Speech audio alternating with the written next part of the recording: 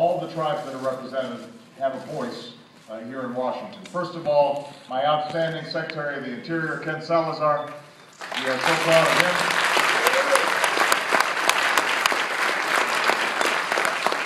Assistant Secretary for Indian Affairs, Larry Echohawk.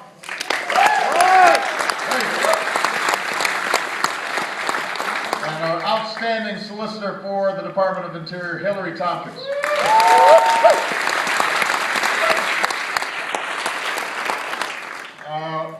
Today I'm here not only as President. As I've mentioned before, I'm also here as an adopted member of the Crow Nation. So I'd like to recognize my adopted mom and dad, Sonny and Mary, Black Eagle, who are backstage. They're going to be coming out here in a little bit. I'm so grateful they took me into their family. I bet they're grateful that I never went through the terrible twos or terrible teens. You know. They got me after I was a little more polished. You know, Ken Salazar, he works so hard on the issues that matter to all of you. And we also have members of Congress here as well who are great partners in this effort. And I want to give a shout out to the young people who are here as part of the White House program called Champions for Change.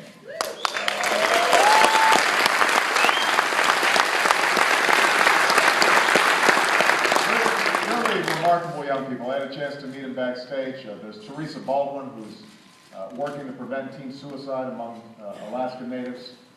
Levon Thomas, who's bringing green jobs to the Navajo Nation. Dallas Duplessis, who started a gardening club to promote healthy eating in Tulalip, Washington. She wrote, "Our goal is not to be couch potatoes, but to grow some potatoes." I think Michelle would like that one. Standing in this room with leaders of all ages, it's impossible not to be optimistic about the future of Indian country. Obviously, we face tough times, but you still believe that tomorrow can be better than today. You're out there making your communities better places to live. What you expect and what you deserve is a federal government that helps, not hinders, your efforts. You deserve leaders in Washington who fight for you every single day. And that's one of the reasons I ran for this office. You know, when I visited the Crow Nation during the campaign, I said my job was not just to win an election, it was to make sure that Washington starts focusing on you.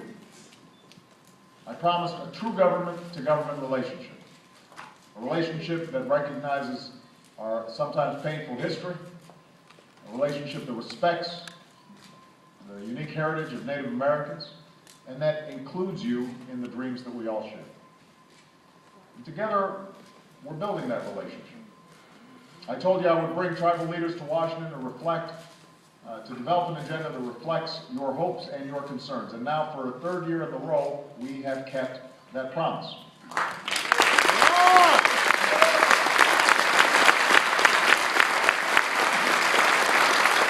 I told you that when I was president, we wouldn't just pay lip service to the idea of consultation.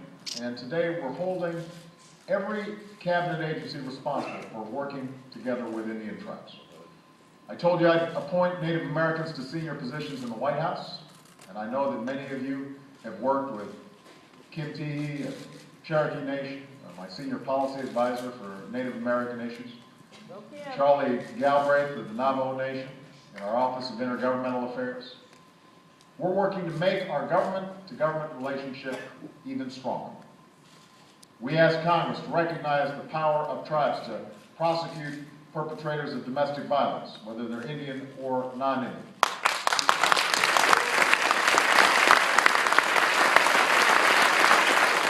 And in the wake of the Carcieri decision, we've asked Congress to restore the Secretary of the Interior's authority to take land into trust for federally recognized Indian tribes.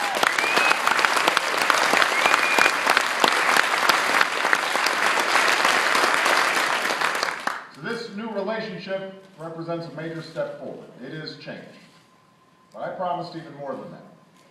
I told you that as president, I would work with you to tackle the most difficult problems facing Native American families, and that's exactly what we've done. We passed the Tribal Law and Order Act and began making Indian country a safer place to live. Thank you. We permanently authorized the Indian Healthcare Improvement Act and made quality healthcare accessible to more Native Americans. Just this week, we streamlined leasing regulations, which will lead to more homes, more businesses, more renewable energy on the reservation. That's what changes.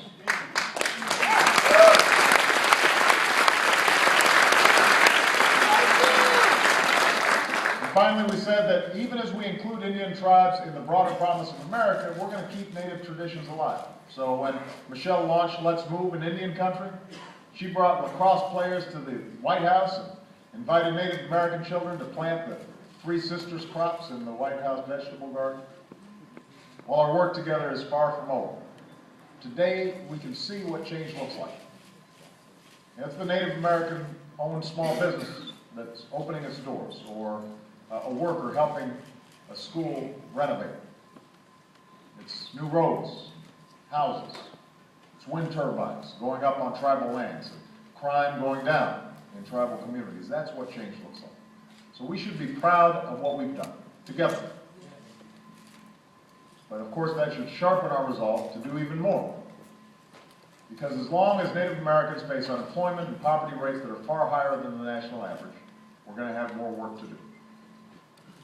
And I wake up every day focused on how to get this economy growing and create jobs for every American, faster. We're working to rebuild an economy where no matter who you are, no matter what you look like, black, white, Latino, Asian, Native American, you can make it if you try.